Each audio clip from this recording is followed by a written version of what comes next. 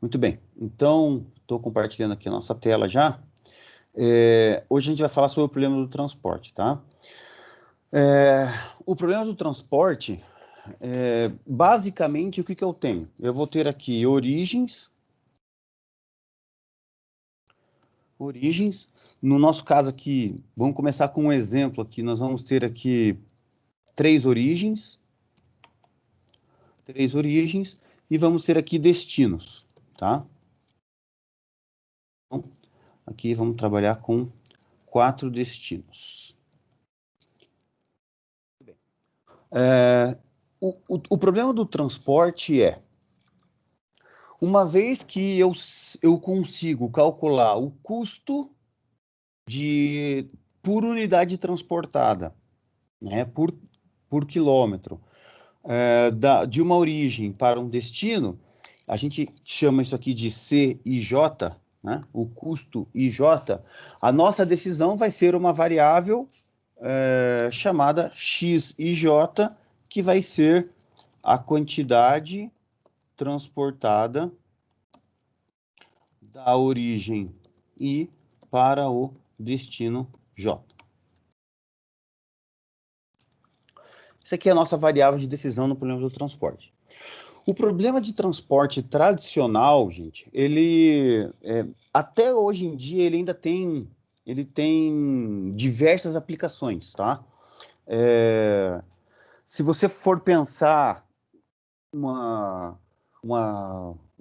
empresa que trabalha com exportação, muitas vezes ela trabalha com contratos, né, com contratos com alguns portos, e esses contratos têm limitações de quantidades que podem exportar, às vezes por dia, por semana, por mês, dependendo desse contrato, que é um aluguel lá do berço, ou a quantidade de vezes que ele pode exportar por mês, tem contrato, tudo que é tipo que vocês possam imaginar.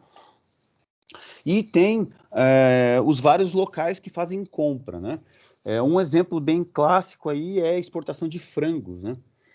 Um aluno meu trabalhava na BRF e ele tinha um problema lá, que acredito até hoje existir, que era, bom, eu tenho vários locais de produção de frangos e esses locais podem ser exportados por diversos portos, Paranaguá, Santos, Santa Catarina, etc. E daí ele tem que ir para vários destinos, né? Para vários destinos. Tem lá Oriente Médio, um grande consumidor de frangos do Brasil, então tem várias cidades, quer dizer, cada um tem um destino. E aí a negociação, os contratos são justamente com esses navios que fazem essa travessia e você tem contratos com isso, e basicamente você tem que definir da origem I para o destino J com qual navio e qual é a quantidade que você vai colocar naquele navio, né? Claro que esse já é um problema um pouquinho mais avançado que o problema do transporte tradicional, mas em suma é a mesma coisa. Assim como nós temos, às vezes, fábricas de uma indústria, e essa indústria tem diversos centros de distribuição. Então, um exemplo que nós temos também, que é bem parecido com o problema clássico, com um pouquinho só, é a Ambev. A Ambev é um exemplo de uma empresa aí que tem produção de refrigerante, por exemplo, em várias plantas, e dessas plantas vocês têm diversos centros de distribuição. Então, você tem contratos com transportadoras, dizendo o custo de cada planta para cada centro de distribuição, e cada centro de distribuição tem uma certa demanda, né? Que é a demanda aqui. Então, cada origem vai ter uma oferta de produtos, cada destino vai ter uma demanda de produtos, tá? E aí, no caso lá da Ambev, eu tenho que dizer a cada semana ou a cada mês, dado uma demanda que as fábricas têm, e dadas as demandas que tem lá no cada centro de distribuição, como é que eu vou fazer esse transporte das fábricas para os centros de distribuição. Então, isso é bastante comum esse problema hoje em dia ainda, tá? É claro que existe, na prática, algumas particularidades que você acaba incrementando no problema clássico de transporte. Mas, de qualquer sorte, ele é baseado nesse problema clássico aqui. Então, nós vamos começar com um problema simples aqui, onde que eu tenho uma oferta lá aqui de 100 unidades, aqui de 300 unidades e aqui de 200 unidades. Então, o total eu tenho 600 unidades, 600 unidades aqui ofertado. Já nas demandas, eu vou ter uma demanda de 150, uma demanda de 100, uma demanda de 200 e, por fim, uma demanda de 150. Tá? Se a gente for fazer o somatório aqui do total, neste caso aqui, deu o que nós chamamos de equilibrado. Por quê? Como é que é o modelo clássico do transporte, tá? Para que a gente possa construir o modelo, o nosso objetivo é, nesse caso aqui está equilibrado, transportar tudo que está aqui para cá com o menor custo possível, sabendo que eu tenho um custo por unidade transportada, CIJ, então aqui é onde que é o nosso, varia o nosso I, aqui é onde está variando o nosso J, e eu tenho um custo CIJ entre esses dois. Então, geralmente, a gente acaba colocando esse custo CIJ numa tabelinha. CIJ, aqui as origens, 1, 2, 3, 4, os destinos, tá? E aqui dentro vai os nossos custos. Eu vou digitar aqui porque a gente vai usar esse exemplo a aula inteira, tá? Então, aqui é 19, 15, 11, 17, 21, 14, 3, 18, 15,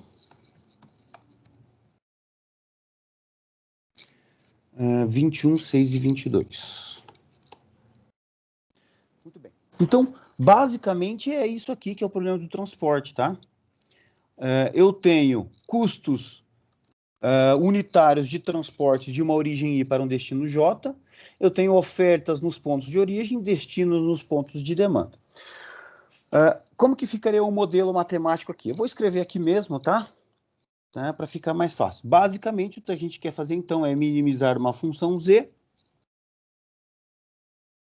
é o somatório desses custos vezes as variáveis x e j, né? Então, eu vou ter lá 19 vezes x11 mais 17 vezes x12 mais assim por diante, até chegar lá no 15 vezes x33 mais 22 vezes x34. Tá? Basicamente, isso aqui é a nossa função objetivo.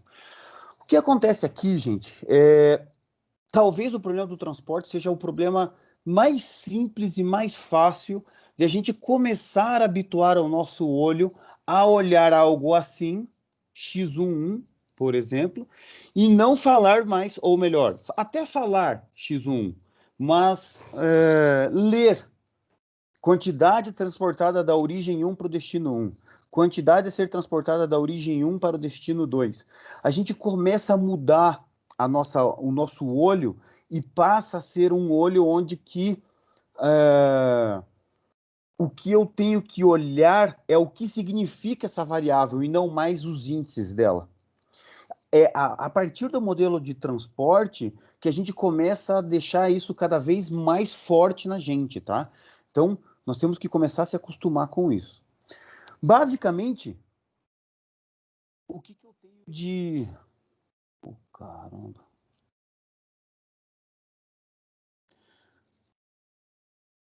Sujeito A. O que eu tenho aqui de restrição? Bom, muito simples, né? Cada origem não pode enviar mais do que aquilo que ela tem. Muito tranquilamente. Então, vamos pensar aqui na origem 1. A origem 1 pode levar para quem? Pode levar para 1, para 2, para 3 e para 4. Então, vamos pensar aqui, o problema está bem equilibrado, né? Tem toda a oferta, toda a demanda, quem transportar tudo. Então, vamos pensar nisso. x11 mais x12 mais x13 mais x14, isso aqui vai ter que ser igual a 100.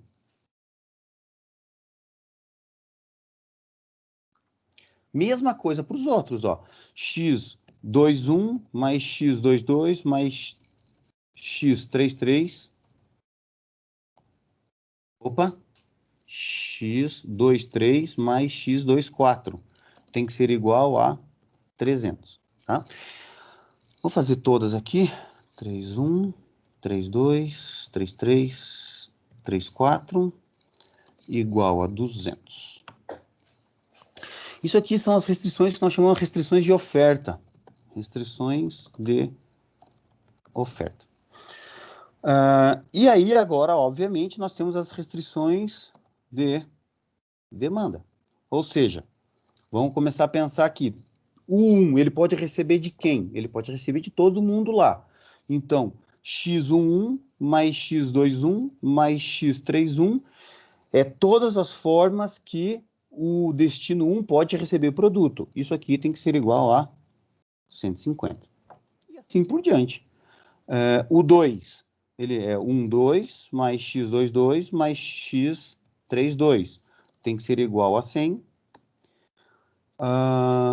X agora por 3, 13 mais x23 mais x33 tem que ser igual a 200.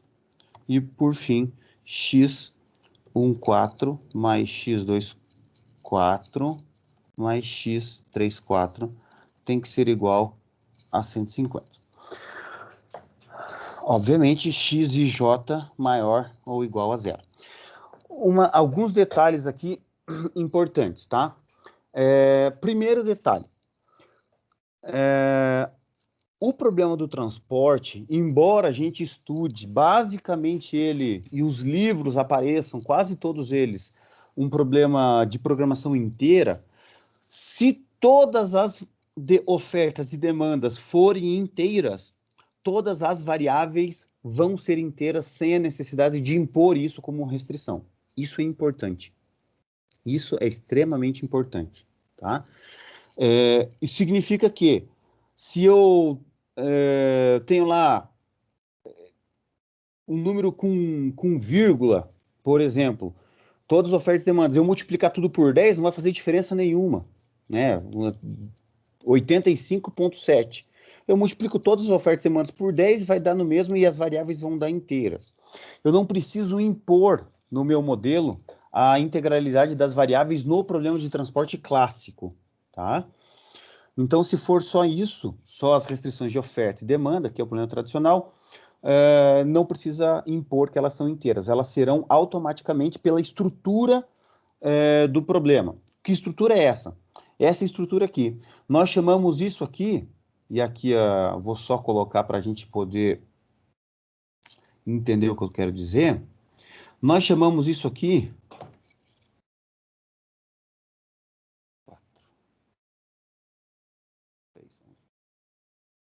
Isso aqui nós chamamos de grafo bipartido. Porque ele tem essa estrutura aqui, ó.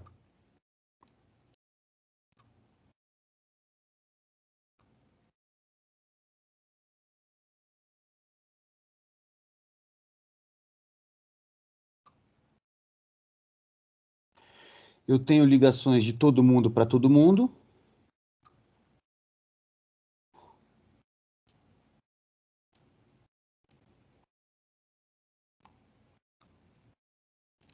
Rapidinho aqui.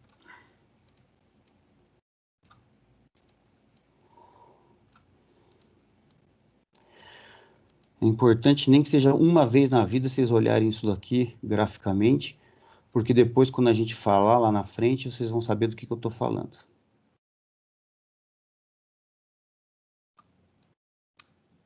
É isso. Tá? Isso aqui é um grafo bipartido. No caso aqui é um grafo bipartido completo. Por que bipartido? Porque eu tenho um conjunto de nós ligados a outro conjunto de nós sem ligação entre eles, tá? Sem ligação entre eles, tá? Então, essa estrutura, o que é um grafo? Imagine que aqui eu tenho uma bolinha, né? Uma cidade e eu tenho um caminho. O grafo nada mais é do que um conjunto de nós e arestas, né? Ou pontos e arcos. Vai depender se ele é direcionado ou não o nome, mas isso a gente vai ver para frente. Então, essa estrutura, onde que eu tenho dois conjuntos de nós bem definidos, e as ligações sempre são entre nós do primeiro conjunto com o segundo, nós chamamos isso de grafo bipartido. Essa estrutura aqui nos permite uma série de implicações, como, por exemplo, algoritmos de otimização em grafos bipartidos, eles chegam na solução ótima, são algoritmos exatos. Então, a gente vai ver exemplos ao longo da disciplina aqui de algoritmos que eu não preciso recorrer ao modelo matemático. Eu posso aplicar o algoritmo aqui em cima que, dado essa estrutura, eu vou chegar no ótimo sem ter que fazer o modelo matemático exato, tá? De programação linear exata. Reparem que cada arco desse, na verdade, é um custo desse aqui. Então, esse cara aqui que liga 1 a 1 é esse 19. Tá? Então, esse C e J está ligado com cada arquinho desse aqui. Obviamente que esse arco aqui nós estamos falando que é 19, vamos pensar assim, unidades monetárias ou reais, por unidade transportada entre a origem I para o destino J. Então, essa é a unidade de medida desse custo. Mas poderia ser tempo, tá? Poderia ser algum outro tipo de recurso que você tenha, outro tipo de custo, e aí à vontade, tá? Então, a gente generaliza aqui C e J para ser qualquer coisa. Podia ser distância, tudo, sem problema nenhum, tá? Muito bem. Essa é a primeira situação. A segunda situação que é importante no modelo de transporte é entender o seguinte. Reparem que a minha soma de a minha oferta e a minha demanda, oferta e demanda, elas dão 600. E todas as minhas restrições são de igualdade. Todas as minhas restrições são de igualdade. Obviamente que nem sempre isso é verdadeiro. Nem sempre isso é verdadeiro. Quando a gente fala que... Quando a gente não tem um problema que nós chamamos de equilibrado, obviamente que nós temos um problema desequilibrado. O que acontece? Vamos pegar um exemplo aqui, vou copiar aqui, Ctrl C, vou colocar aqui do lado, Ctrl V. Vamos supor que essa oferta aqui, então vou colocar aqui, ó, exemplo, desequilíbrio, tá? Desequilíbrio, senão não vai caber ali. Desequilibrado. Vamos supor que essa oferta aqui seja de 100, ao invés de 200. Muito bem. Então, acontece, eu tenho 300, 400, 500 ofertando e 600 demandando. O que acontece nessa situação? A gente lança a mão de uma origem fictícia. Então, eu vou colocar aqui em vermelho, uma origem 4 fictícia. Essa origem 4 fictícia aqui entraria com um custo zero de transporte. Ela também teria todas essas ligações aqui, tá? Vamos pegar aqui. Ctrl V. Deixa eu só mudar isso aqui para vermelho.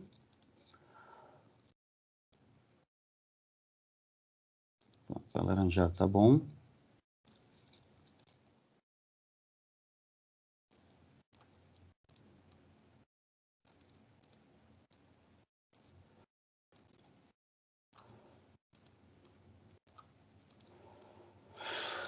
Se eu fosse modelar isso,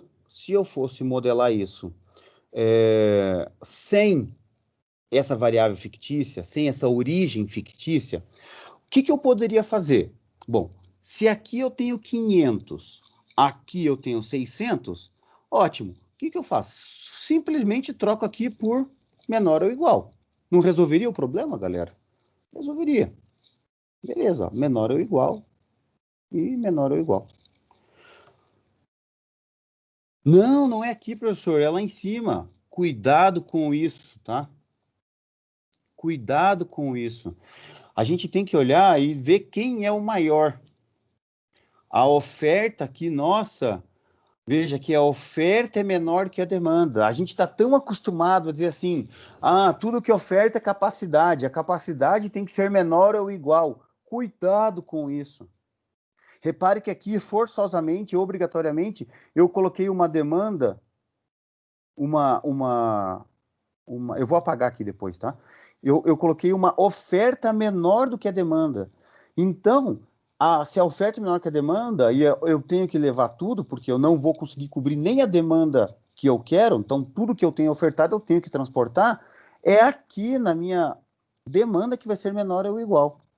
E aí, quando a gente vai lá e faz um problema e diz assim, não, porque a oferta sempre é igual, a oferta é sempre menor ou igual, a demanda é sempre igual.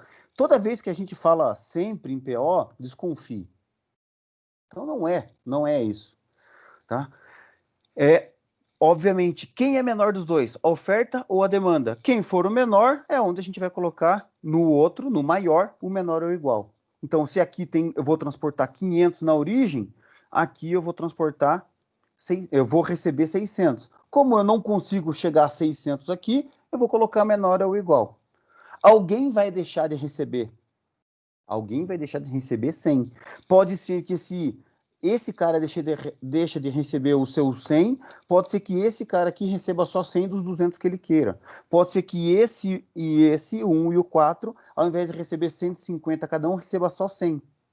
Quem vai dizer isso? Os custos. O menor custo possível. Tá, professor, mas lá na minha empresa eu tenho que garantir que a empresa tal receba todas as outras, pode ser. Bom, então você tem restrições além dessas. Tá? Cuidado de novo. Cuidado com a história de não, mas é outro problema. Sempre quando eu começo mas, é outro problema. Eu tenho uma restrição a mais que não estou considerando. Aqui nós estamos falando do problema clássico. Muito bem, então ao invés da gente sair fazendo igual ou menor ou igual, e aí se a gente faz o menor ou igual, eu posso resolver no modelo exato sem problema nenhum, vai funcionar, que é uma beleza.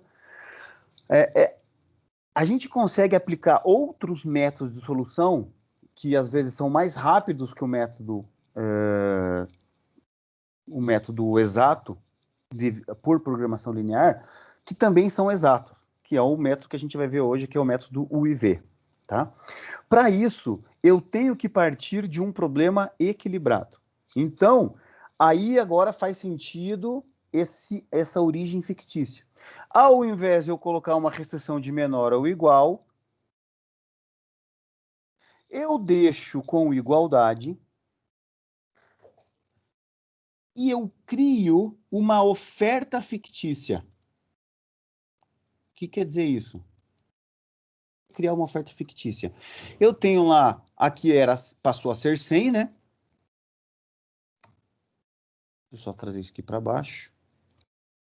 Aqui eu crio mais 100 de oferta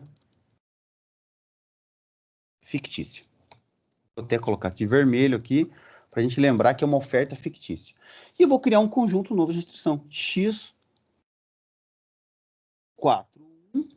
mais X42 mais X43 mais X44. Igual assim. Reparem que agora, com essa oferta fictícia, eu vou te levar 600, eu vou levar 600, vou receber 600, está tudo equilibrado de novo.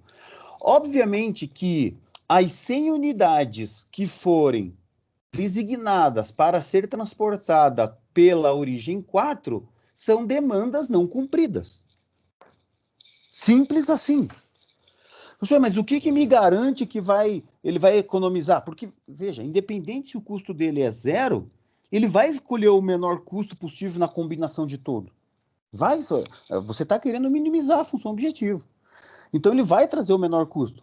Aqui, eu vou continuar e vou fazer. Mais 0 vezes x41. Peraí, precisa colocar isso aqui? Eu até posso, se você quiser, mas não necessariamente, né? Não faz sentido eu ficar colocando uma variável cujo coeficiente é zero, não vai influenciar nada na função objetivo. Vou repetir, não vai influenciar nada na função objetivo, porque o coeficiente dele é zero. Então, o que significa? Essa origem fictícia que eu estou criando, e é o pensamento similar, análogo, quando a minha oferta é maior que o meu destino. Eu crio um destino fictício com aquilo complementar que falta para deixar o problema equilibrado, criou uma restrição a mais na restrição de demanda.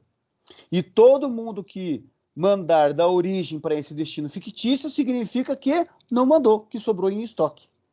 Assim como aqui, com uma origem fictícia, todo mundo que receber da origem fictícia significa que, na prática, não recebeu. Ficou recebendo menos do que precisava. Não, professor, mas olha só, a demanda é isso. E a gente precisa mandar para eles. Tá, filhote de Deus, se você só tem 500 e precisa entregar 600, como é que você vai fazer todo mundo receber? Vai fazer aparecer mais 100? Ah, mas eu vou terceirizar. Então, já não é o problema clássico do transporte. Já tem uma nova origem. É um terceirizado. Perceberam o que eu quero dizer? Então, cuidado para não misturar o problema real com o problema clássico do transporte. Por que eu estou dizendo isso? Porque lá na frente, quando a gente for usar o problema do transporte dentro de uma metodologia, que é como a gente acaba usando hoje em dia, principalmente para os problemas de roteirização, para os problemas mais elaborados ou mais complexos, como IRP, PRP, IRP é Inventory Routing Problem, que é o problema de roteamento e-stocks, ou o PRP, que é o Production Routing Problem, que é o problema de roteirização e produção, onde que eu defino o que produzir, o que entregar numa paulada só. A gente pode resolver pelo método exato ou pode construir uma metodologia. Nessa construção de uma metodologia, é muito comum a gente definir os fluxos de transporte. Como é que a gente define os fluxos de transporte? Pelo problema de transporte. Então, a gente parte com essa solução de um problema simples em algo que é extremamente moderno e avançado hoje em dia, que são, por exemplo, o IRP ou o PRP. É uma possibilidade, tá? É um acelerador de solução inicial para que você acelere lá depois o modelo exato. Eu vou lembrar a todo momento, a partir de hoje, que o nosso objetivo sempre vai ser tentar encontrar uma forma de resolver o mesmo problema mais rápido ou usar o mesmo tempo que a gente tem para resolver problemas mais complexos. Dado, obviamente, as limitações computacionais que você tem à disposição. Hoje em dia, a gente já consegue resolver tudo na nuvem. Já dá para pegar o Ciplex, o Gurobi na nuvem e resolver. Então, na pior das hipóteses, vai lá, faz um cadastro, paga lá e paga por hora para resolver o Ciplex e o Gurobi. Mas, de qualquer maneira, é uma limitação que é a capacidade do que você está contratando de processamento computacional, de memória, etc. Tá? Então, nosso objetivo sempre foi esse, sempre será esse. Resolver o mesmo problema mais rápido, resolver no mesmo tempo problemas mais complexos. Idealmente, se a gente resolver problemas mais complexos mais rápido do que eu tinha um problema simples, melhor ainda, perfeito. Aí aumenta a nossa chance de publicação. Mas o problema do transporte clássico, a gente está olhando sempre aqui, tá? Eu vou até colocar isso aqui em vermelho, só para lembrar que isso aqui é o fictício. A gente está sempre resolvendo um problema equilibrado. É muito melhor, é muito mais fácil resolver. Computacionalmente, ele vai resolver mais rápido do que um problema desequilibrado, tá? Por incrível que pareça. Embora a gente saiba que problemas com muitas igualdades começam a se tornar muito rígido, então, geralmente a gente acaba relaxando essas restrições para uma desigualdade para poder até acelerar a convergência. Neste caso aqui, pela estrutura do grafo bipartido, as igualdades aqui ajudam a resolver e resolver bem rápido, tá? Beleza? Então, a gente sempre vai fazer o seguinte: deu o problema do transporte, a gente vai ver se a oferta e a demanda estão equilibradas. Se estão equilibradas, beleza. Eu tenho um problema aqui com as igualdades. Se está desequilibrado, eu vejo quem é menor.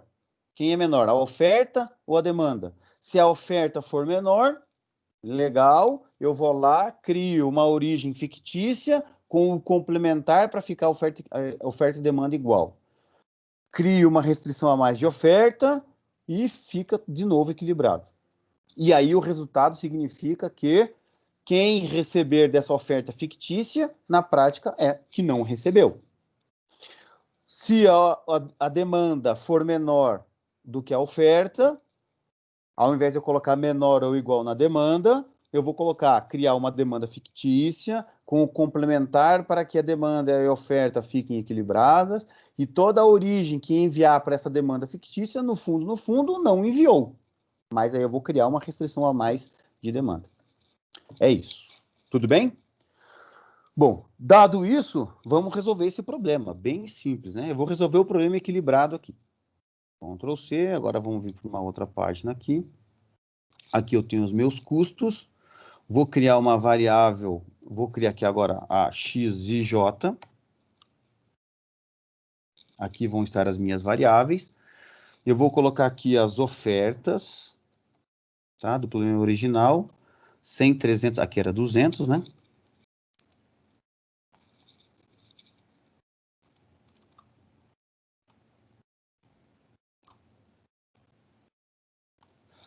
Pronto. Então, agora a gente voltou para o problema original, tá? 100, 300 e 200. 100, 200. Opa, 100, 300 e 200. E as minhas demandas. 150, 100, 200, 150. 150, 100. É isso? 100, 200, 150. Muito bem. Se a gente olhar aqui para o modelo exato, então a gente vai ver aqui que basicamente o que é x11, x12, x13, x14? Ó, x11, x12, x13, x14. É a soma. x21, x22, x3, x4. Assim como x11, x21, x31 é a soma da coluna. Tá? Vou colocar um para baixo aqui. Então, as minhas restrições basicamente são a soma das linhas, a soma das colunas. Bem simplesinho.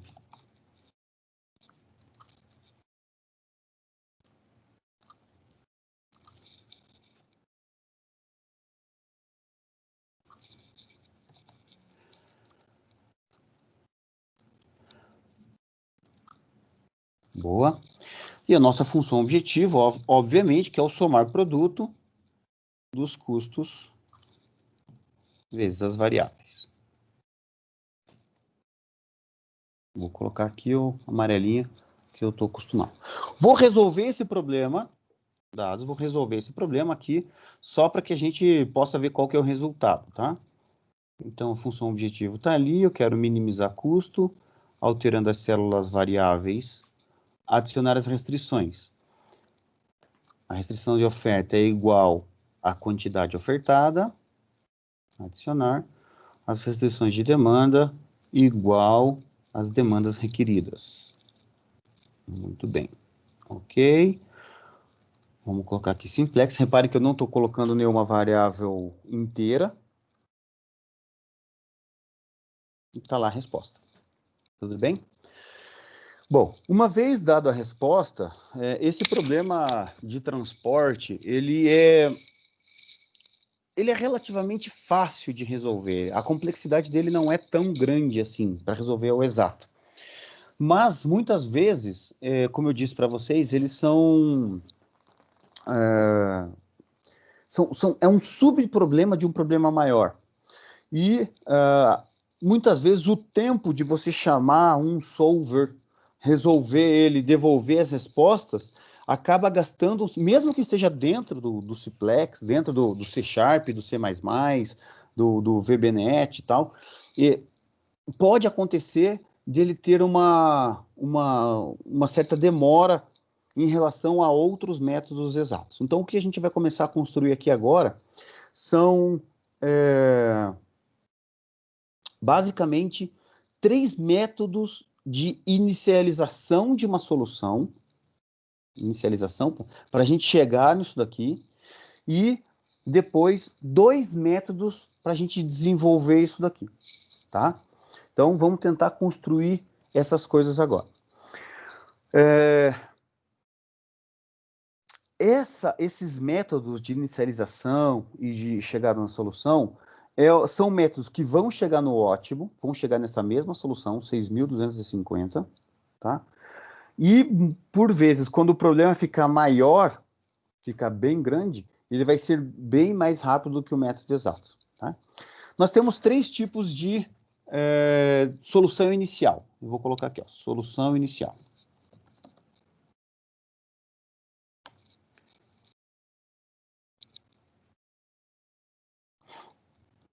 Nós temos o primeiro aqui, que chama-se regra do canto noroeste. Vou pegar aqui.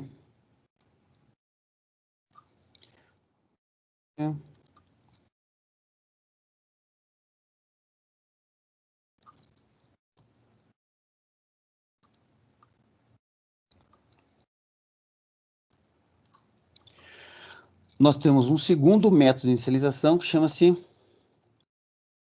regra do custo mínimo.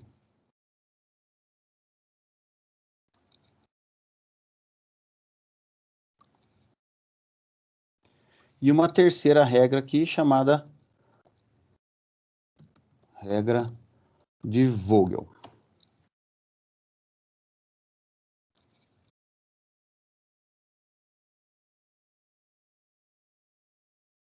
Muito bem.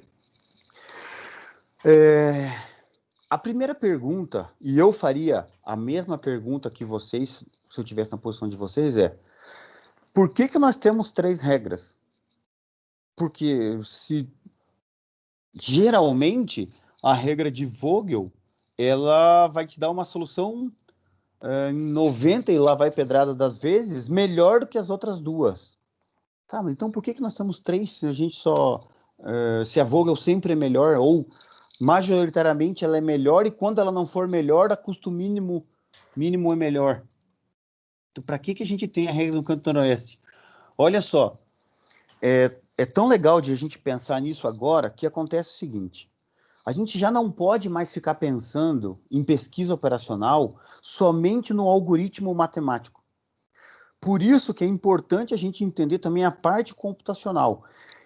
Só que tem um entretanto aí, né? Um porém, um contudo, todavia. Regras computacionais, elas vivem em constante evolução. Então, pode ser uma coisa que eu falei há 10 anos atrás, hoje já não vale outra coisa, e daqui a 3, 4 anos pode ser que valha outra coisa. Talvez o que eu estou falando aqui agora, dependendo da maneira que você programar, já não vale. Obviamente que eu vou falar aqui baseado na experiência que eu tenho, mas computacionalmente isso pode evoluir e mudar. O que eu quero dizer com isso? Por mais que a regra de Vogel ela chegue numa solução inicial muito melhor do que as outras, computacionalmente, o gasto que a gente tem para chegar nessa solução, em detrimento ao gasto que a gente tem da regra do canto noroeste, e depois o algoritmo de melhoria, que é o baseado em Stepstone, que é o método IV, é mais rápido começar numa solução pior, porém extremamente rápida, e evoluir com métodos de melhoria do que você gastar tempo computacional para isso. Mas então por que você apresenta esse? Porque tem momentos em que a regra de Vogel ela é uma lógica que eu particularmente gosto muito. Eu acho muito legal a regra de Vogel. Então, a lógica dela ajuda para vários outros problemas. Então, agora a gente não pode mais olhar esses métodos agora tão e simplesmente pela parte matemática. Nós temos que olhar para o todo, para a parte computacional, para a lógica embutida. A mesma lógica que está aqui a gente pode usar em outro problema, fazer uma coisa análoga. Então, a partir de agora, gente, é como se eu estivesse abrindo a caixinha de ferramentas de vocês e eu estou dando uma ferramenta para você fazer a solução inicial para o problema do transporte. Mas nada impede que você use essa ferramenta depois para usar outra coisa. O martelo foi feito para colocar prego, mas se você precisar quebrar uma parede com o martelo, você vai quebrar. Talvez não seja tão eficiente como uma marreta, mas você tem um martelo ali para quebrar. Pelo menos você tem um martelo. Se você não tiver uma marreta na hora, você tem um martelo. Então, agora são ferramentas que a gente vai passando para que, né, a cabeça vá sempre agora pensando cada vez melhor, mais rápido, no que fazer e como chegar na solução o mais rápido possível. Qual é o objetivo? Tentar resolver problemas mais complexos cada vez mais rápido. Esse é o objetivo. Tá? Bom, regra do canto noroeste, né? Norte, sul, leste, oeste, nordeste, noroeste. Então, para cima e para a esquerda. O que é a regra do canto noroeste? É muito simples. Você coloca o máximo possível de demanda na célula, vamos chamar aqui de célula, ou na variável, né? Nós vamos chamar aqui de célula, mais ao noroeste possível. Então, neste momento, eu posso colocar qualquer oferta, qualquer demanda em qualquer célula. Eu vou olhar qual que é dessa que está selecionada, qual que é a minha célula mais ao noroeste. É a 1. Qual que é o máximo que eu posso colocar aqui? Bom, se aqui eu estou ofertando 100 e eu quero receber 50, bom, o máximo que eu posso colocar aqui é 100. Porque se eu colocasse 150 aqui, a minha origem I não tem 150 para entregar. Então, aqui, se eu entreguei... eu vou fazer o seguinte, eu vou colocar um do lado do outro, que daí fica mais fácil. Depois eu vou fazendo... aqui.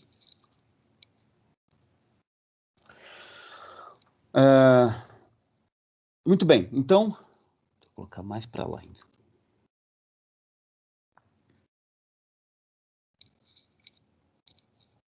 Depois a gente coloca os outros, tá? Então, olha só. Se aqui pode entregar 100, aqui recebe 150, tudo que tinha aqui zerou. Não tenho mais nada. O que tem aqui ainda agora sobrou 50.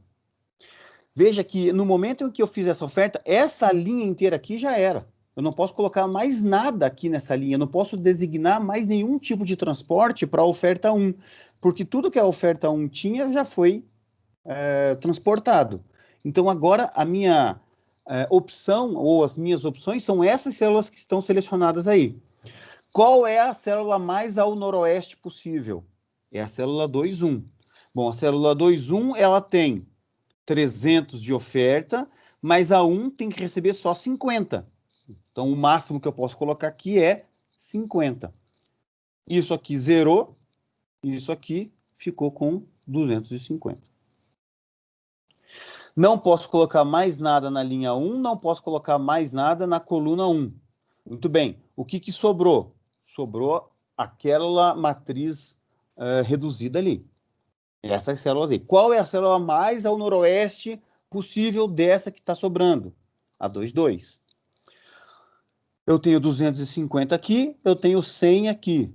O máximo que eu posso atribuir nessa célula é 100. Então, aqui é o 0 e aqui vira 150. Não posso mais atribuir nada nessa coluna, nada na primeira linha. Sobrou essa matriz selecionada aqui, reduzida aqui. Qual é a célula mais ao noroeste? 2, 3. Entre 150 e 200, ela pode levar 150. Se é 150, aqui é 0. Aqui vai para 50. Aqui acabou. Aqui acabou. Aqui acabou, aqui acabou, aqui não. Então, o que eu posso fazer ainda? Qual é a regra qual é a célula mais ao noroeste? Essa, entre 250 e 50. Aqui é o 0, aqui vem 150. Só sobrou uma e a única, e agora é uma coisa importante que vale para todos os métodos, o único momento em que eu posso empatar sem fazer nenhum tipo de ajuste é na última designação, quando eu zero os dois ao mesmo tempo. Só na última, eu não posso fazer nunca em nenhum outro momento. Quando acontecer em outro momento, a gente vai ver depois, tá? Como é que acontece. Então, eu tenho essa solução aqui. Pô, beleza. Então, deixa eu pegar aqui o seguinte. Deixa eu fixar isso daqui.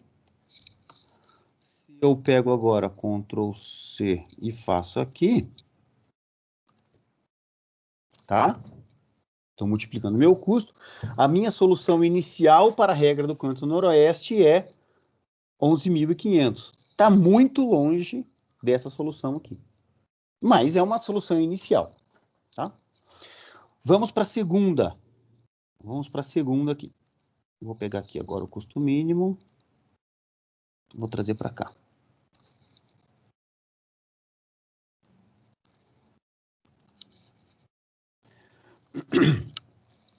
Regra do custo mínimo. Lembrando, gente, estou fazendo só métodos de solução inicial para o problema do transporte. Regra do custo mínimo. O que eu vou fazer? Bom, obviamente, né? Eu vou olhar qual que é o menor custo possível. O menor custo possível aqui é 3. Vou listar o do menor custo para o maior custo. Opa, então olha só, computacionalmente eu já tenho que pensar o seguinte.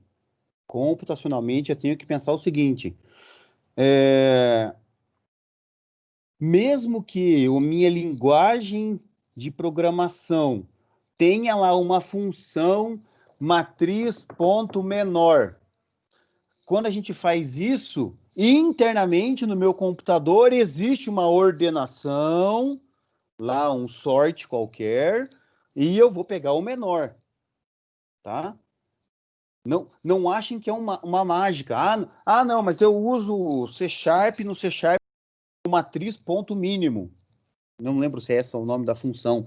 No R eu tenho lá, pega a matriz e coloca menor, eu não sei como que chama no R. No Python tem. Internamente ele está fazendo uma ordenação. Então agora, pensando na complexidade do problema, já muda com relação a esse aqui, certo? Esse aqui já não, eu não tenho ordenação. Eu só tenho designação simples. Então ele é muito rápido. Aqui eu tenho que pegar todos esses custos, ordenar, olhar para o primeiro. Esse aqui é o menor custo de todos. Do 1 para o 3 é o menor custo. Eu venho aqui na célula 1 para o 3 e coloco o máximo possível de transporte aí. Máximo. O que eu posso fazer para abarrotar esse cara? Porque é o menor custo possível. Estou partindo da lógica do menor custo. Então, o máximo que eu posso colocar aqui é 100.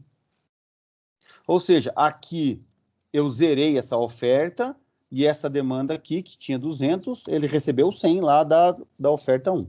Tudo bem? Muito bem.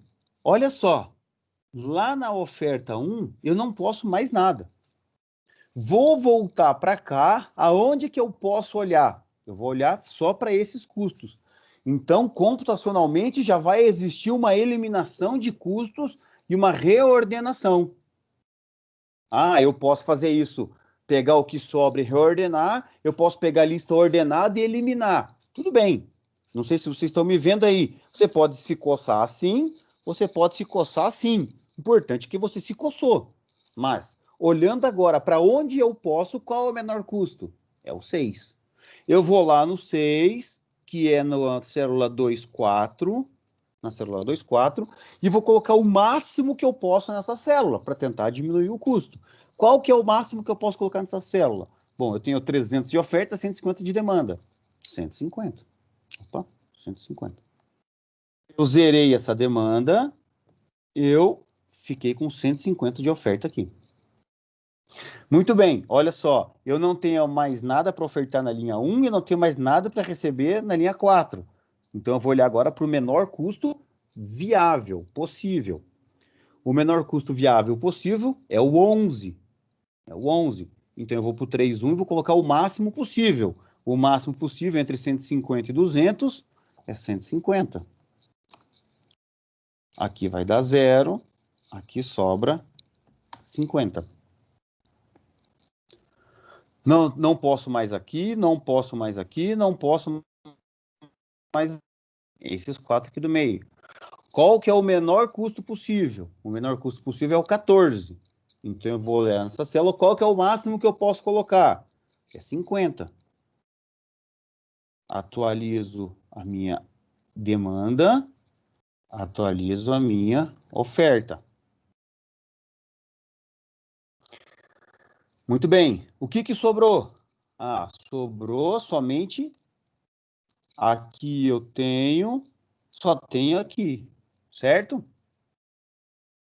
Beleza? Que é no custo 18. Então, não, ainda tenho aqui, né? Eu tenho aqui esses dois.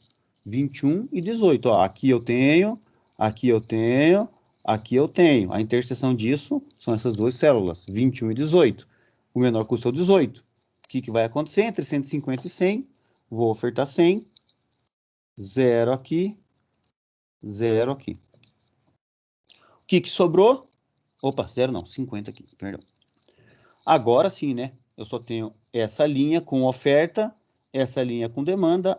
Não tenho o que fazer, não tem como escolher. A última, vou colocar os 50 que faltam. Zerei todas as demandas, zerei todas as ofertas. Ctrl C, Ctrl V. Opa, esse custo aqui já deu bem melhor, né? 6.400. Essa solução aqui já está bem mais próxima do que essa. Só por curiosidade, isso menos isso divididos por isso. Eu estou ali a 84% da solução.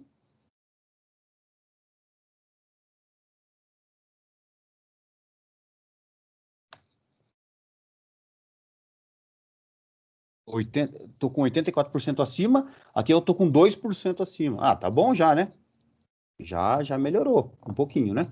Já estou com um percentual bem maior, né? Aqui eu estou 84% acima, aqui eu só estou 2% acima. Tudo bem? Melhor solução do custo mínimo? Pô, muito melhor, né? Muito mais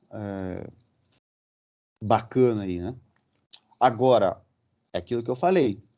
Vai ter que fazer uma ordenação, uma reordenação, uma estrutura de tal forma que essas operações... E aí vai da qualidade do programador. Se o programador consegue fazer, por exemplo, coisas em paralelo, se ele tem uma linguagem melhor, tudo isso tem a ver com o desempenho computacional depois. Qualquer milissegundo que a gente ganha por operação é um milissegundo que a gente ganha por operação. Vale a pena. Ô, Cássio. Pode falar. Essa regra daí é do custo mínimo. Se eu tivesse um problema em que eu precisasse, por exemplo, do lucro máximo, dava para aplicar a mesma coisa, só que invertido? Não. Você transforma a tua função objetivo em mínimo e aplica daí aqui. Tá? Ok. É só multiplicar tudo por menos 1 e aí você tem um problema de minimizar. E aí você sai fazendo a mesma coisa de minimizar. Tá? Eu vou colar aqui embaixo isso aqui só para ficar fácil a gente enxergar, tá? Só para a gente usar esse daqui. Bom, a regra de Vogel é a terceira possibilidade, de novo, para a solução inicial, tá? Tá aqui, ó, solução inicial. Solução inicial. A regra de Vogel, ela é uma regra que a gente também gosta de chamar de regra da urgência. Tá? Como eu disse, ela vai geralmente dá a melhor solução quando ela não empata com o custo mínimo, raramente ela perde para o custo mínimo, geralmente ela dá o melhor. Mas a lógica dela eu acho muito legal, tá? Particularmente eu gosto muito da lógica dela, que é o seguinte, a gente calcula uma urgência de designação. O que é isso? Ou urgência de transporte. Vamos olhar a primeira oferta lá, tá? A primeira oferta, eu tenho o menor custo possível é 3, o segundo menor custo possível é 7. Então, o que significa? Que tudo aquilo que eu não conseguir ofertar lá da minha origem 1 por custo 3, e eu ofertar para segundo menor custo, eu vou pagar R$14 por unidade transportada a mais do que eu pagaria se eu mandasse por menor custo. Então, eu tenho uma urgência, vamos dizer assim, entre aspas, de R$14 por unidade para tentar colocar o máximo possível aqui. Porque se eu não colocar aqui, eu pago R$14 por unidade transportada se eu colocar aqui, no segundo menor custo. Tá? E assim a gente calcula todas as urgências possíveis de serem feitas para cada oferta, para cada destino, e a gente vai sempre na maior urgência e coloca o máximo possível onde tem que ser colocado. Atualiza as urgências e refaz novamente. Então, vamos fazer isso aí na prática. Então, o que a gente faz sempre? A gente olha os dois menores custos por linha e por coluna. No caso aqui, os dois menores custos é 17 menos 3. Estou colocando assim, não estou colocando 14, porque como eu vou compartilhar a pasta com vocês aí, depois vocês sabem qual é a conta que eu fiz, tá? Fica mais fácil a gente olhar assim. Então, 17 menos 3, eu tenho uma urgência de 14. Eu poderia programar aqui no Excel e fazer assim, o mínimo daquela linha, 1, poderia, mas daí vou eliminar, vou ter que fazer. Por enquanto a gente quer a lógica, o importante é a lógica, tá? Da segunda linha, os dois menores custos, o 15 e o 6. Então aqui é 15 menos 6. Os dois menores custos da terceira linha, 11 e 14. 14 menos 11. Os dois menores custos da primeira linha, da primeira coluna, 15 menos 11. Da segunda, 17 menos 14. Da terceira, 15 menos 3.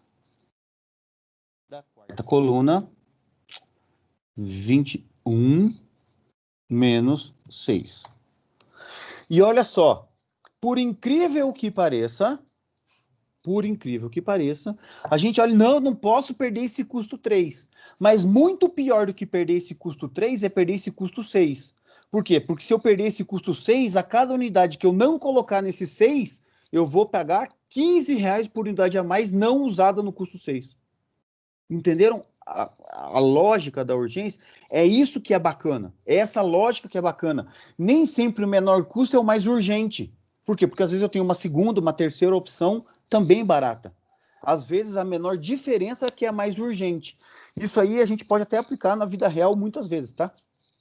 Então, o que a gente faz? O menor custo, a maior urgência, obviamente, aquilo que é mais urgente é na coluna 4, que é o 15. O que a gente vai fazer? Vai lá no menor custo da coluna 4 e coloca o máximo possível. O máximo possível é entre 150 e 300, 150. Muito bem. Eu vou colocar aqui assim, tá? Vou colocar longe aqui, ó. Puxar uma linha para cá. Vou colocar aqui 150. Tá bom, vou colocar aqui 150. E aqui, vou colocar aqui 0. Tá? Então, já sabemos que essa aqui é a atualizada. Podemos até colocar em vermelhinho, se vocês quiserem aqui, ó, que foi atualizada. Só para não se perder. Muito bem, o que aconteceu agora? Bom, agora, vamos ver o que mudou. Porque ao fazer essa designação, eu não posso mais designar nada na coluna 4, porque eu zerei aqui a minha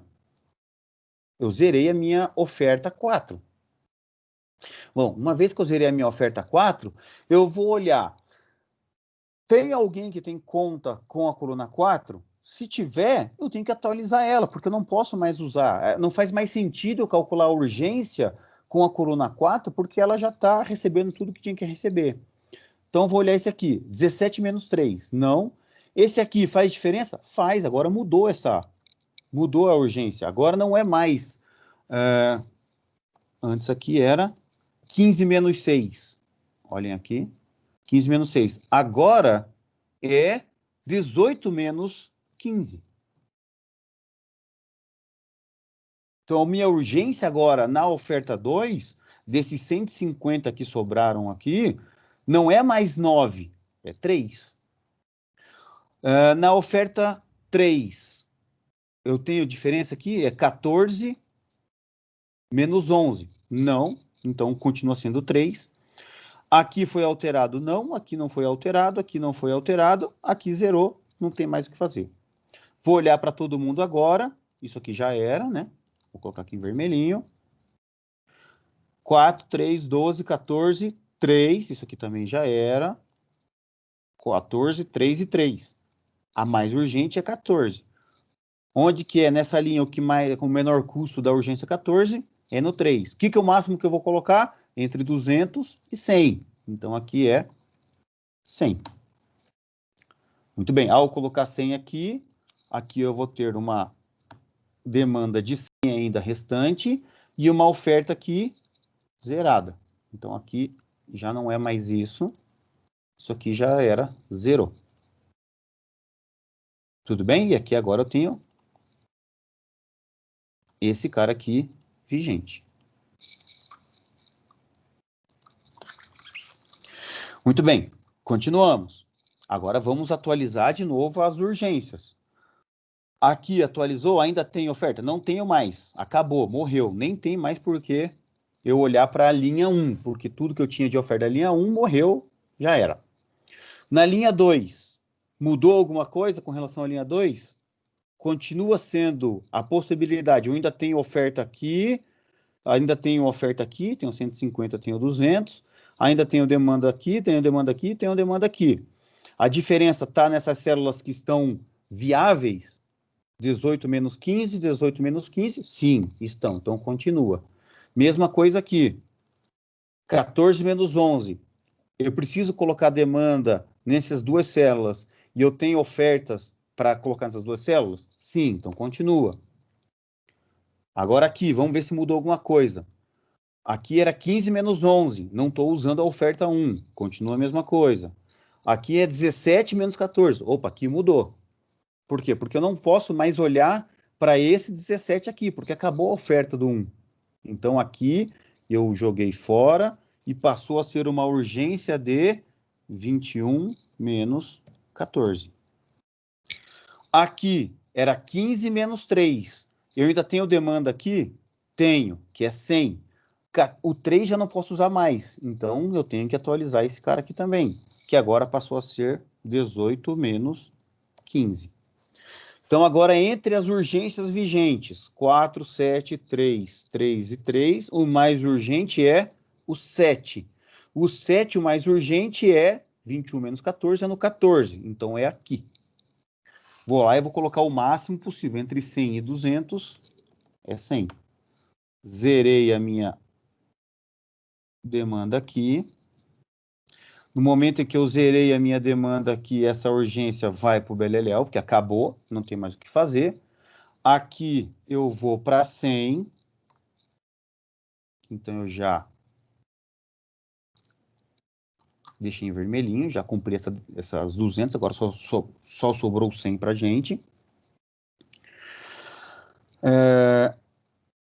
E agora vou reatualizar as minhas demandas. Na linha 1 não tem mais nada, na linha 2, ó, eu tenho oferta aqui de 150 e eu tenho oferta aqui de 100. Deixa eu tirar isso aqui. Eu tenho oferta aqui de 150, oferta aqui de 100. Muito bem. Esse 4 aqui está relacionado a quem? 15 menos 11. É onde eu tenho demanda? No 2 e no 3. É no 2 e no 3? É. Então, continua sendo esse. Aqui não tem mais. Aqui, 18 menos 15. Continua sendo esse. Aqui, eu tenho a oferta do 2. Eu posso colocar aqui e aqui. A diferença é essas duas colunas? 18 menos 15 é. Então, tá lá. Essa aqui, 14 menos 11. Não, não é mais. Atualizo. Então, ou atualizo, tiro esse aqui, porque eu não posso mais contar com esse custo 14. Agora é o custo 15 menos 11. 4. Dentre as urgências vigentes, 4, 3, 4, 3. Qual que é a maior? 4. O que eu vou escolher? Eu posso escolher qualquer uma, tá? Eu posso escolher qualquer uma. Entre a 4 aqui, que seria colocar entre 150 e 100, e o 4 aqui, que seria colocar entre 100 e... não, seria ter que colocar aqui, de qualquer jeito, né? Ó, 4, o menor custo dessa linha é o 11, aqui o menor... Então, eu tenho que colocar aqui, não tem jeito. Regra sempre é, onde que é a maior urgência? É lá naquela linha, qual que é o menor custo viável? É o 11. Nessa coluna é 4, qual que é o custo viável? 11, é o mesmo. Então, aqui eu vou colocar 100. Ao colocar 100 aqui, aqui sobrou 50. Esse 4 aqui agora, ele foi para o beleléu. Aqui não é mais 100, passou a ser 0. E acabou a minha oferta na linha 3. Muito bem. Agora, gente, quando só sobra uma linha e uma coluna, não tem muito o que fazer. Concordam comigo? Não tem muito o que eu fazer, porque, olha, só sobrou uma linha. Então, eu tenho, como ele vai estar sempre em equilíbrio, essa soma vai dar igual. Então, eu venho lá na única linha que sobrou, a lógica seria a mesma para se sobrasse uma única coluna, e distribuo da única maneira possível. 50 aqui e 100 aqui. Aqui vai zerar, e aqui vai zerar. Tudo bem? Não tem muito o que fazer. Muito bem, se a gente pegar aqui agora, Ctrl C, Ctrl V, 6.250. Opa! Chegou na solução, ótimo. Vai acontecer sempre isso? De novo, cuidado com o sempre. Não vai acontecer sempre isso. Não vai acontecer sempre isso. Pode acontecer isso? Pode. Acabou de acontecer. Tá? Então, a regra de Vogel, ela é uma regra muito mais inteligente, mas a quantidade de operações que eu tenho que fazer, ela é maior. Por quê? Porque eu tenho que sempre conferir qual é a linha que está os dois menores custos viáveis por linha e por coluna, pegar os dois menores custos viáveis por linha e por coluna, atualizar a urgência, ver qual é a menor urgência. Dessa menor urgência, eu vou olhar o menor custo e vou colocar o máximo possível de transporte naquele custo.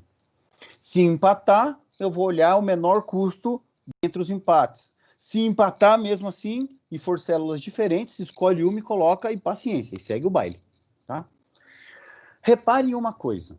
Agora, para a gente poder finalizar isso. Então, nós chegamos aqui na regra de Vogel com a solução ótima, mas repare o seguinte.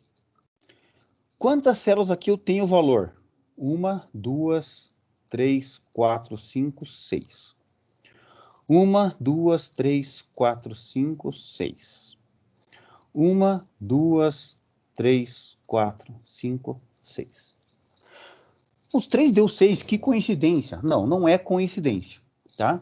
No problema de transporte, nós temos M ofertas, N demandas, ou, vamos colocar assim, M origens, N destinos,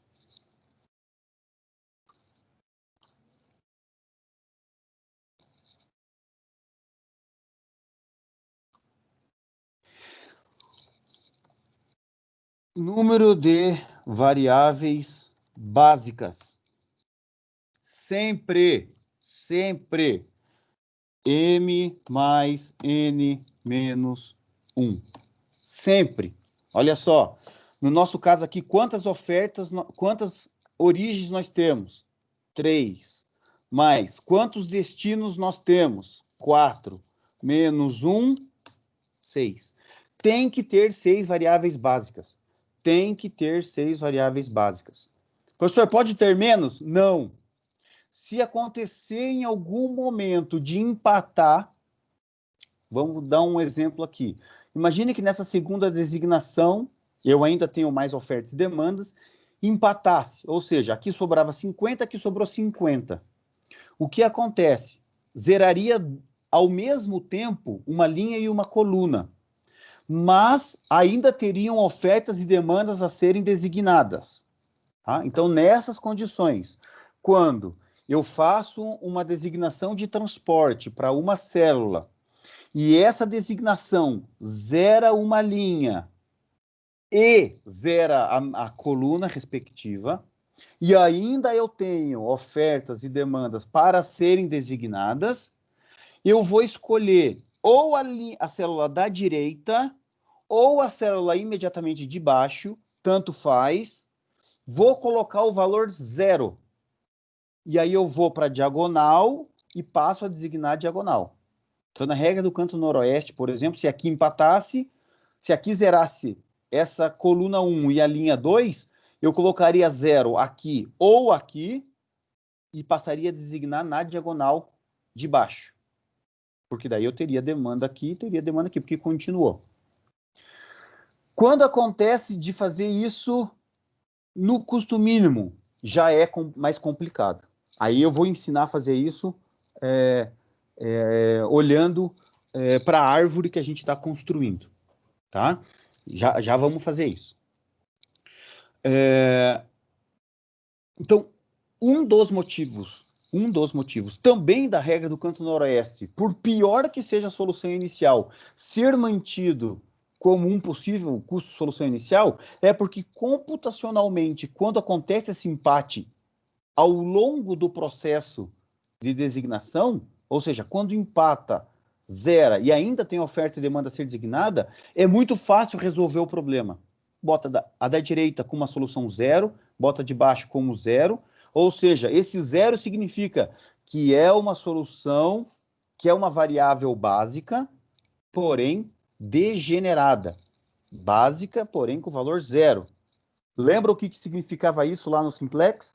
Variável básica degenerada significa que o RHS é o valor de 0, tá? 0. Ou seja, ela está na base, faz parte da base, mas o valor dessa variável é 0. Beleza? Então, eu sempre tenho que ter m mais n menos umas variáveis básicas numa solução de transporte. Sempre vai acontecer isso. Agora sim eu posso colocar a mão no fogo e falar. Sempre. Não preciso ter o cuidado que eu sempre tenho. Tá? Por quê? A estrutura do grafo bipartido te garante essa necessidade aqui. Na verdade, da onde que vem isso? Agora a gente pode vir aqui, ó. Tá? Eu vou fazer o seguinte. Eu vou colocar esse modelo só para a gente entender da onde que vem. X1, X12, fazer assim, 13, 14,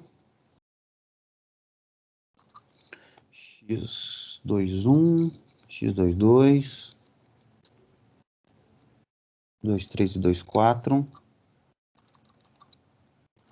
X31, X32, 33 e 34. Vamos entender por que vem esse m mais n menos 1. O que a gente sabe lá de programação linear, gente? O que a gente sabe de programação linear? Que se a gente tem m restrições, nós vamos ter m variáveis básicas. No máximo, m variáveis básicas. Lembram disso? Tanto é que, se eu tenho um problema com 10 variáveis e 3 restrições, eu vou ter 3 variáveis básicas. Agora a gente tem que começar a entender isso. Se eu tenho um sistema de produção, que eu tenho 10 itens e eu tenho 3 restrições, não importa, você só vai produzir no máximo 3 itens. Ah, mas como eu tenho que produzir todo o mix? Então eu tenho mais restrições no meu problema. Restrições de produção mínima, por exemplo. Uma para cada um. Mas se eu só tenho 3 restrições, eu tenho 10 itens, você pode espernear o que for. A melhor solução possível, seja para minimizar custo ou maximizar lucro, vai ser no máximo com 3 variáveis. No máximo com 3 variáveis. Pode ser 3 ou menos. Então, a quantidade de variáveis básicas num problema de programação linear contínuo normal é sempre M, que é o conjunto de restrições. No nosso caso aqui, vou pegar aqui esses custos, vou colocar aqui, ó. Opa, não é aqui, é aqui.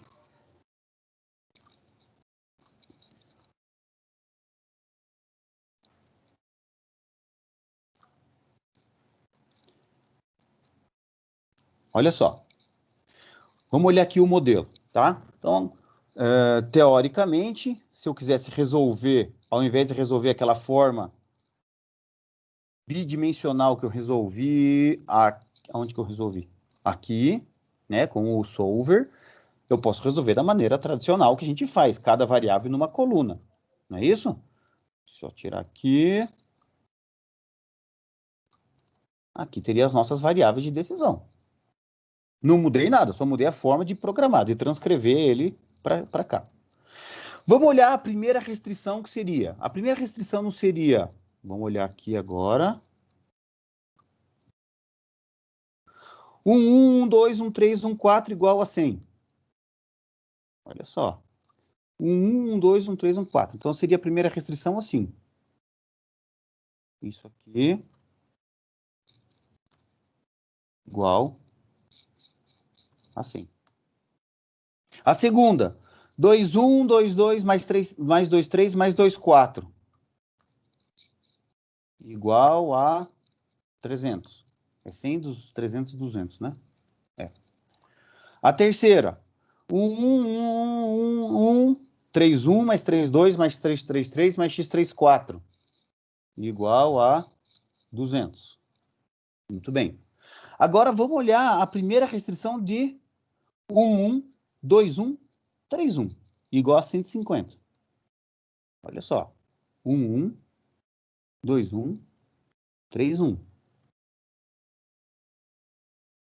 50. É 200, 150, 100, 200. 2, 2, 1, 2, 2, 2, 3, 2. Igual a 100. 1, 3, 2, 3, 3, 3. Igual a 150. Não, 200. E a última, 4. Está aqui todas as nossas restrições.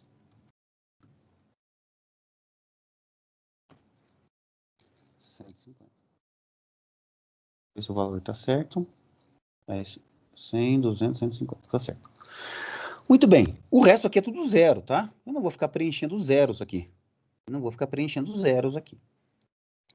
Agora, olhem essa matriz aqui. Olhem essa matriz. O que nós falamos, agora que faz um pouquinho de falta lá, para quem não fez PL, para ver um pouquinho da geometria do simplex. O que nós falamos na geometria do simplex? Que uma solução básica, factível, ela é composta de colunas linearmente independentes. Entretanto, se a gente olhar agora nas minhas linhas, eu tenho uma linha que ela, na verdade, se você calcular aqui o posto dessa matriz, quantas eu tenho aqui? 1, 2, 3, M, 1, 2, 3, 4, N, eu tenho 3 mais 4, 7. Mas se eu calcular o posto dessa matriz aqui, vocês vão ver que uma dessas linhas aqui eu posso obtê-la como multiplicação das outras. Eu posso. Ou seja, esse conjunto de restrições aqui são linearmente dependentes. Eu tenho uma linha aí a mais que não precisaria ter. Uma linha a mais que não precisaria ter. Por isso que dessas restrições aqui, para que eu possa transformar em linearmente dependente, eu elimino uma linha. Daí vem M mais N menos 1, porque o posto dessa matriz por linha tem uma linha que é redundante. Tudo bem? Por que é redundante? Gente, olha aqui. Obviamente que é redundante. Né? Se quem quiser fazer fazer escalonamento aí e fazer a conta do posto, você vai ver isso. Mas olha só, se eu estou transportando 600 e aqui eu estou transportando, eu sei que é equilibrado, e aqui eu estou transportando 200, 300, 450. Quanto que sobrou para transportar para cá? Pô, é óbvio, né? É mais ou menos assim, é exatamente a mesma lógica que a gente dá lá em estatística quando a gente está explicando graus de liberdade. Eu tenho 3 pessoas e tenho 3 pratos de comida. A primeira pessoa vai escolher quantos pratos de comida ela tem. Quantas opções ela tem? 3. Ela vai lá e escolhe 1. Vem a segunda pessoa, quantas opções ela tem? 2. Ela vai lá e escolhe o prato dela. Vem a terceira pessoa, quantas escolhas ela tem? 0. Ela não tem escolha nenhuma. Ela só pode pegar o prato que está lá. Por isso que a gente fala que a gente tem N-1 graus de liberdade. É a mesma lógica. Porque o último cara não tem opção. Ele é obrigado a pegar aquilo que sobrou. Mesma coisa aqui. Eu tenho 600, entreguei 450, obviamente que aqui tem que ser 150. Isso representado como? O posto da matriz por linhas, ou as linhas são linearmente dependentes. Se você tira uma, qualquer uma, obviamente, ela passa a ser linearmente independente. E aí se encaixa no toda a teoria da geometria do simplex, que vai se encaixar em solução básica factível. Por isso, M mais N menos 1. Tudo bem? Então, sempre vai existir M mais N menos 1 variáveis. Ah, professor, e se acontecer de eu fazer a designação aqui, aparecer M mais N, ou aparecer só, por exemplo, tinha que ter 6, apareceu 5. Em algum lugar você vai ter que colocar uma variável degenerada. Isto é, uma variável que tem valor 0. Tá? Obviamente que todas essas que estão em branco aqui, elas são zeros, porém são zeros fora da base. São zeros porque estão fora da base. Quando a gente escreve o zero aqui, ela é uma variável degenerada, ela é uma variável que está na base, porém com valor 0. Beleza? Então é isso. Chegamos à solução inicial. Vamos parar por aqui e depois a gente vê a continuidade aí.